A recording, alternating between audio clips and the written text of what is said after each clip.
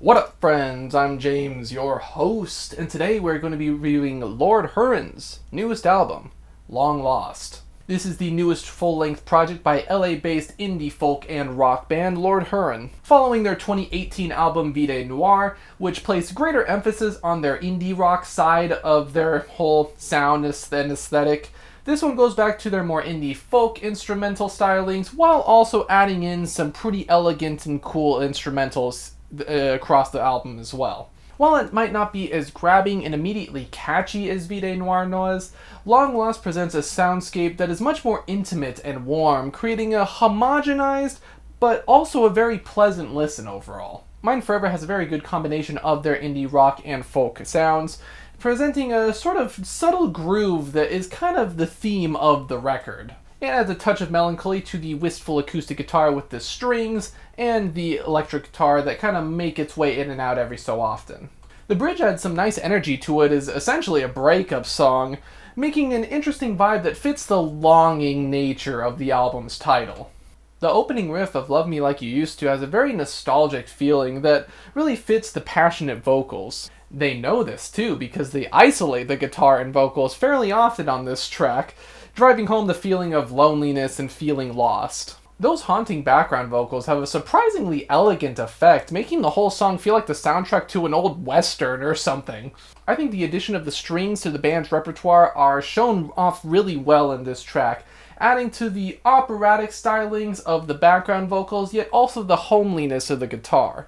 The dreary nature of Meet Me in the City actually fits really well coming off of the previous track, as it's kind of like the narrator is coming to the end of his journey that he talked about in the previous song. The guitar is a bit bluesier this time, fitting the dark and subdued nature of this track, and that synth has a pretty hypnotizing sound to it. The lyrics are also longing for new experiences, fitting this slower sound, as we're kind of clinging on to our glory days here, just because we don't know anything different. Next up, we get to my favorite track on the record, the title track, actually, Long Lost.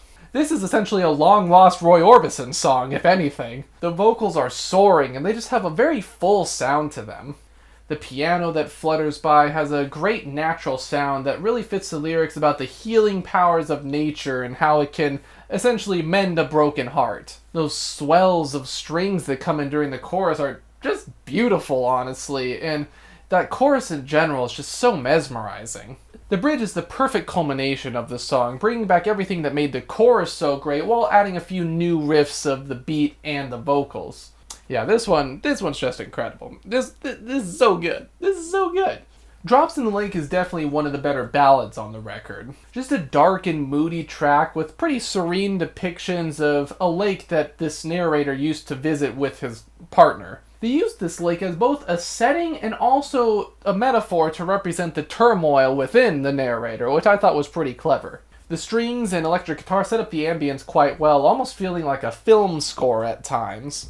I especially like how the instruments swell with the vocals. It's a pretty great touch on what is otherwise a very subdued song. It has a bit of the only sense of liveliness on the song, actually, is just how they interact with each other, which is pretty neat. With Not Dead Yet, the narrator is on the up and up. The indie rock sounds make a return with some quick and snappy guitar and bass with some quaint synths to back them up as well.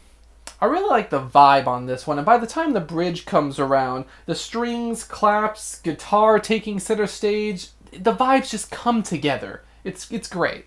Overall, a very feel-good track on the record, which is pretty unique, expressing kind of a growth in our protagonist here.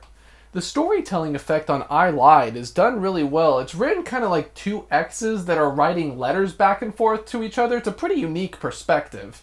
It's a simple tune, but it's done really well, and I think the addition of Alison Ponnier's vocals kind of elevating the other perspective in this relationship, it really sets this track apart from the other ballads on the record. The almost lullaby-esque guitars really fit the dreamlike nature of the love that's being depicted in these lyrics as well.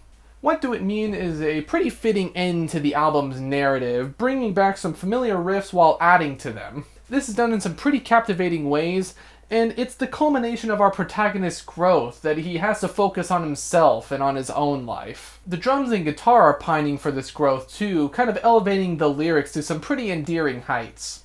If I were to say one thing about this track, I kind of wish the vocals matched this instrumental tone, as they're often very quiet and subdued compared to the instrumental, but I do think it gets better by the bridge. I just wish it lasted throughout the entire track.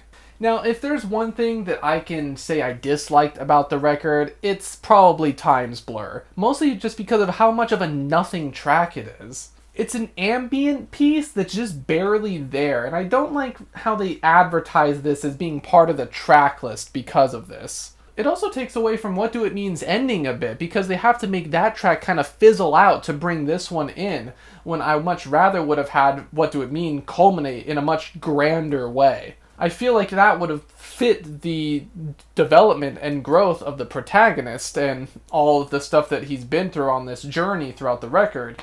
But instead it ends on this weird sort of off-note piece that just doesn't mean much.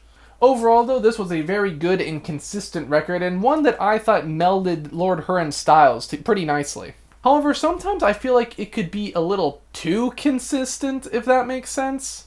I would have liked a bit more variety in the instrumentals overall, especially during the slower ballad tracks. I really like the narrative of this album, but I felt like it also could have flowed a little bit better, becoming like a full-on concept album instead of like the half-concept album it is at the moment. As is, the intermission tracks that I didn't really talk about that are sprinkled in throughout the track list, they're fine, but I feel like they would have worked better if it had that full-on narrative with, you know, the story being told was just more seamless. It probably would have fit those intermission tracks better.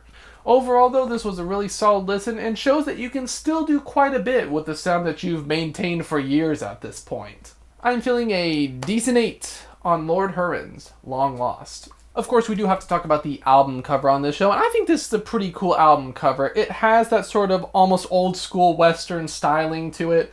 Very warm colors, and I like how the face is kind of muted out and blurred. I'm wondering if that's referring to Time's Blur, so maybe that's where Time's Blur actually comes in, even though I didn't like the track that much. But honestly, I thought the album cover was pretty cool. It's pretty stylish while also not being corny or anything. It captures that sort of Western sound and aesthetic while not relying on tropes. I thought it was a pretty cool album cover all. It just fits this album's sound really well. But of course, that is what I think about Lord Huron's newest album. What did you guys think about it? Did you kind of think this is a return to their folky sound while also doing some cool new things? Did you prefer their catchy indie stuff that they're doing on Vide Noir? Let me know. Be sure to like, comment, and subscribe. Ring the bell. It's the old school Western bell at the saloon. You gotta ring it with your... Okay, that bit's over now. But until the next one, farewell.